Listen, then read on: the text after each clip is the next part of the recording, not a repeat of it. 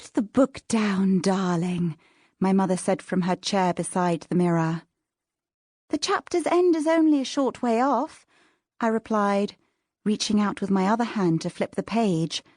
Despite the ache in my shoulder from holding the book at arm's length so the dressmakers could work on my gown, I didn't want to give it up.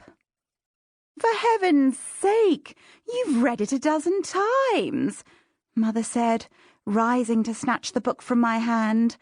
I half lunged for it, an action answered by the jabs of a dozen pins in places sensitive enough to ensure the book was lost to me for now. "It improves each time," I told her, letting my arms fall, the sensation of the blood rushing back into my fingertips too brief before the dressmaker nudged one elbow upward again. "Please, miss," the woman said, gesturing at the bodice, managing to sound even more exasperated with me than Mother had. I lifted my arms again, posing as if I were about to take flight.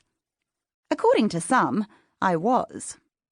My debut had come, bringing with it Mother's long-awaited opportunity to parade me about in front of all of London.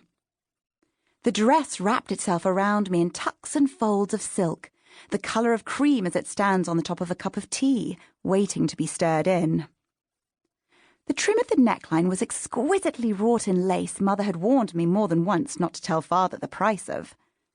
I'd pleaded unsuccessfully to have this particular dress made from a shimmering red sari fabric my brother had sent home to me from India. Mother was firm that red was perfectly unsuitable. She was right, of course, as she was about most everything. She was right that this colour was far more appropriate for a girl making a debut, that it would allow me to fit and stand out at the same time. I wasn't sure I was ready to do either yet. And I was relatively certain I wasn't prepared to step into society as Mother's protégée. I adored my mother, but I didn't want to be her. Not yet, anyway. "You really might at least pretend to be more diverted by all of this," she complained, turning down a corner of the page of my book before placing it on the dressing table. I fought the urge to beg her to use the scrap of lace I'd employed as a bookmark. I didn't want creases in that particular copy of Mansfield Park.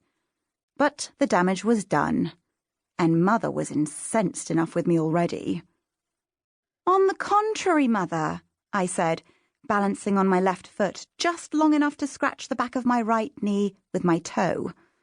"I find the prospect of this evening's entertainment so overwhelming that it helps to have something to occupy my mind." Mother almost smiled. "It does promise to be an affair. I'm sure I've waited long enough before agreeing to be seen at one of these events, don't you think?" "Never be the first or the last to adopt fashion," I said, echoing her words dutifully.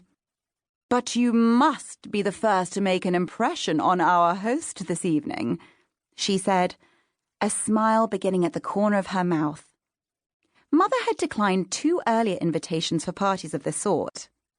But when this one from Lord Thomas Showalter came so fortuitously timed with my debut, Mother accepted with haste. I couldn't blame her exactly. Lord Showalter was exactly the kind of man she or any other eager mother wanted for her daughter.